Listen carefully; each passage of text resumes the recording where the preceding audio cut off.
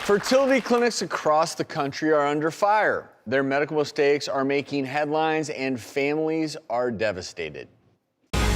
Embryo loss due to freezer malfunction. White couple gives birth to Asian daughter.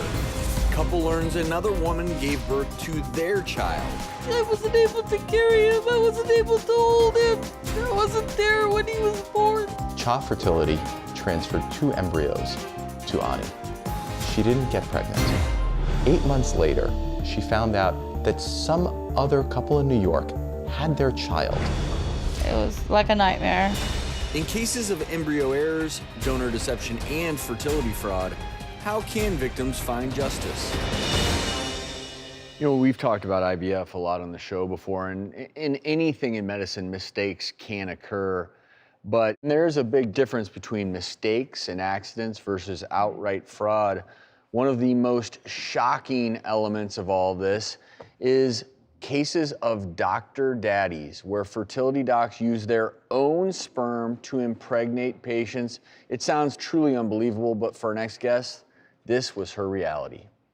So my mother's fertility doctor decided to use his own sperm instead of the sperm donor that my parents selected, and did this without their consent and without their knowledge.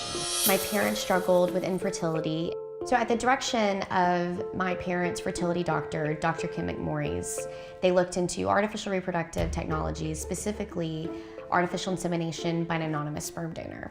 Dr. McMorris handed them a sheet of paper in which they selected sperm donor 106.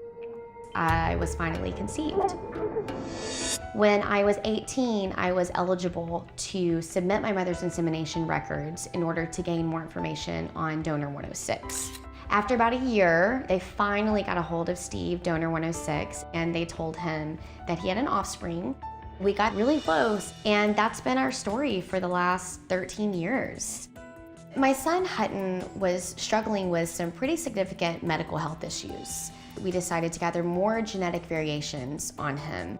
When we got those results back, we found out that he had celiac disease, that I had a celiac variant, and I was not reporting this to his doctors because I was reporting medical history from sperm donor 106. I really started to become more curious about connections. So I was looking at Ancestry and 23andMe on the DNA portion, and I was immediately connected to 2 half-brothers. So I talked to them. They both know that their donor conceived, and this is a part of their story. And then there was a third one.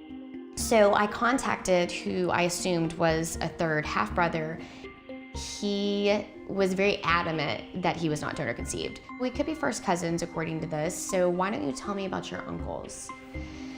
And he said, I have one uncle, and he's actually from your area in Nacogdoches, and his name is Kim McMorris. My exact reaction was, oh, that is my mom's fertility doctor.